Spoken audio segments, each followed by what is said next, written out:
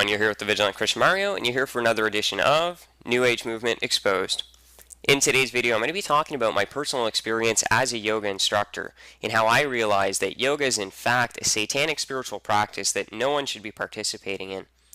Now, I know right off the bat, now that sounds like an extreme claim, and it might be hard for a lot of you to believe, but please watch this entire video before making your conclusion on this subject.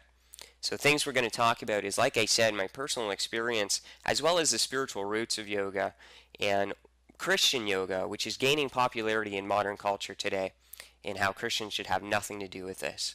So let's get right into it.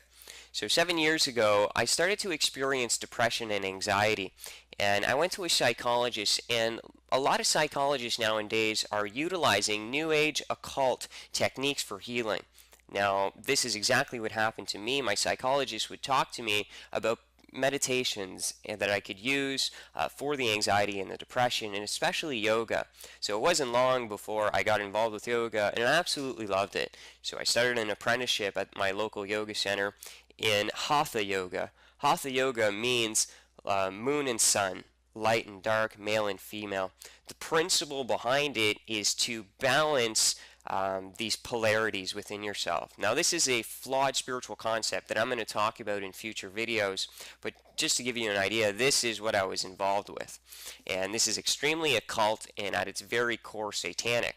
Now, what does yoga actually mean? Well, if you go to Google right now and you put yoga, the definition that's going to come up is a Hindu spiritual and aesthetic discipline, a part of which include breath control, simple meditation, and the adoption of bodily postures. So I want you to notice right there, it says a Hindu spiritual practice. So it finds its roots in false religion. All right, so in my studies, I had to study the Bhagavad Gita, which is the Hindu spiritual text.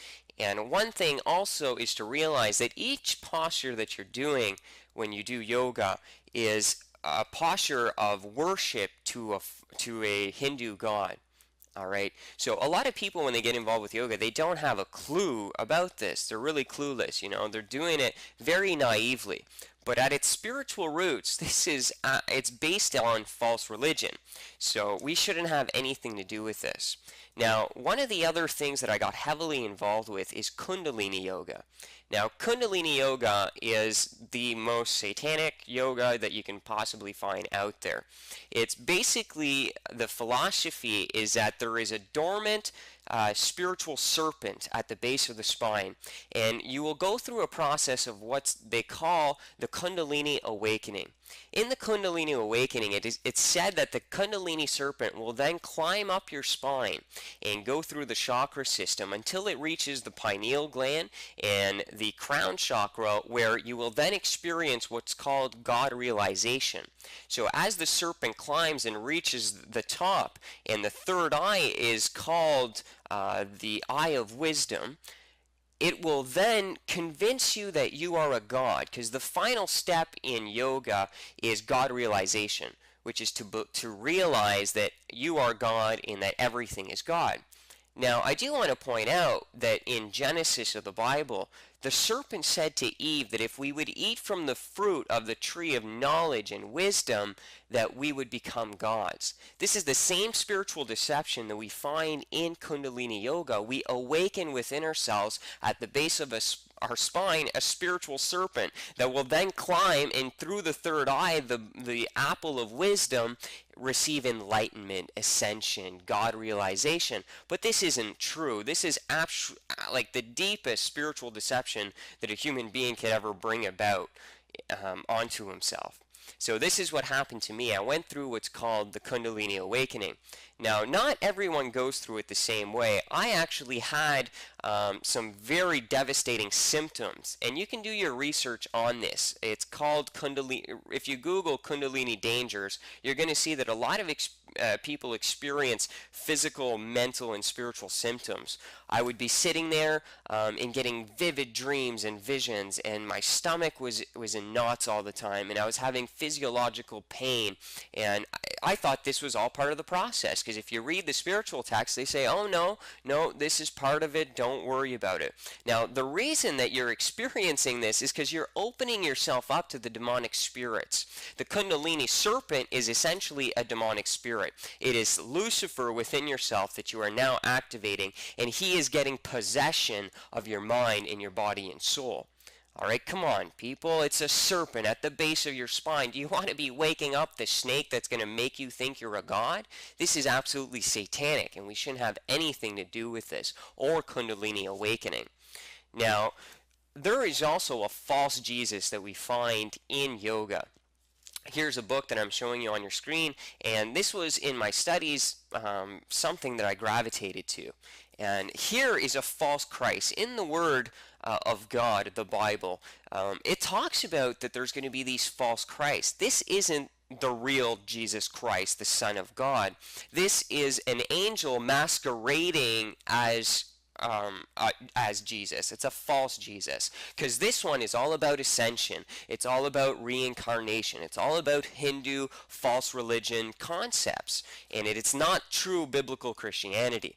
So you need to be very careful, because they're going to try and convince you that this Jesus is the real Jesus. He's the reincarnation of Buddha. And I did a video on this, who is Jesus, and I'm going to leave the link in the description section for you. I've already exposed that this is a false Christ, and he finds himself, of course, in yoga. And we need to steer clear of this and to learn what Christ truly represented, so these false Christs won't deceive us, like I was deceived for a very, very long time. The other issue that I wanted to talk about is Christian yoga that we find now creeping into our churches. In the end times, the Bible says there's going to come a great falling away. Yoga was never in the church before, and now we see it creeping in because we are approaching the day of the second coming of our Lord Jesus Christ. So what the enemy is doing is he's infiltrated the church and masquerading as something positive. And a lot of Christians are naively just adopting this and thinking that, oh, it's not a big deal. Well, yoga is a Hindu spiritual practice. We are not to have any other gods, one true God. And if you're practicing a Hindu spiritual practice and you're a Christian, there's something really wrong with that.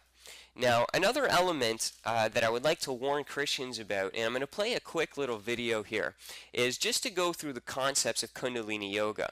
Now, if you are going to have a Kundalini awakening, the best way to have it is going to see a guru. And the guru himself, what he'll do is, as I'm showing you on the screen, he's going to touch your forehead. This is called Shaktipat. And when it's practiced, he will transfer his spiritual energy into you. And a lot of people will then fall down. They're going to shake. Some bark like animals. Some laugh uncontrollably. These are the spiritual manifestations of the Kundalini spirit. And brothers and sisters, we need to be careful. These type of activities have found their way into our church, and because the serpent can masquerade as an angel of light, a lot of this is creeping into the church, and we need to be very, very vigilant so that we do not adopt false spirits within our church. As I said, there's a great falling away, and this is due to the fact that we're not going to endure sound doctrine. And sound doctrine specifically states that we are to test the spirits.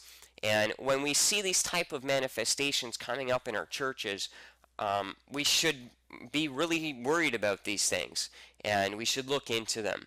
I'm not saying that every single time that these things are happening that God isn't doing something, but here's the thing. I speak to some brothers and sisters who go to churches and there's these type of manifestations, and they'll tell me, well, Mario, you know, I felt such an amazing feeling of love. How could it not be God? Well, when I had my Kundalini awakening, there was a feeling of love, an emotional high that I experienced. I also would fall on the ground and laugh and all these things. I've experienced these Kundalini experiences, and it was so deceiving that in that moment, there's no way you could have convinced me that it wasn't God.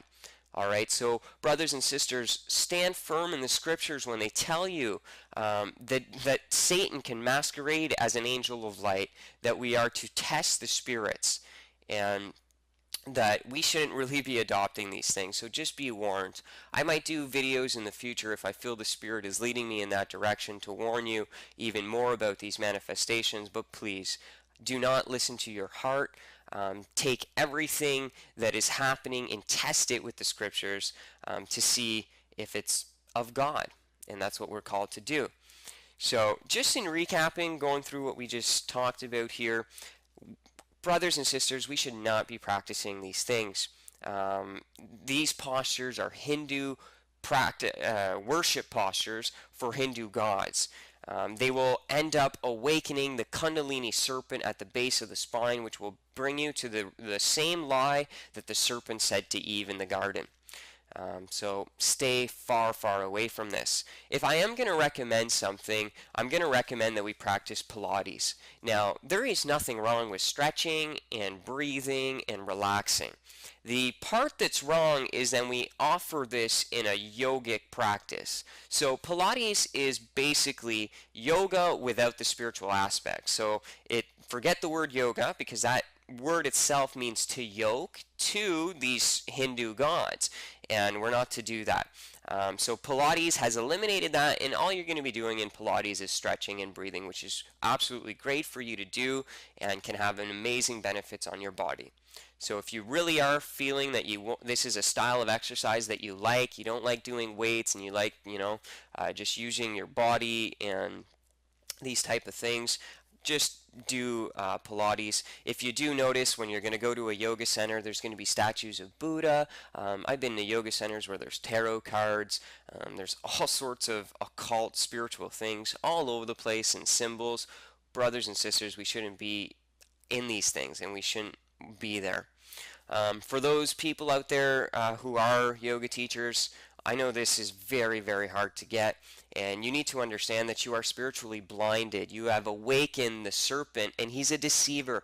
Lucifer can masquerade as an angel of light, and he is the father of lies. He's not going to appear the way the media paints him out to be. He's going to come and deceive us in a very, very cunning way. He's the father of lies, so that would mean that he's the master of it. And with yoga, this is an absolute spiritual lie.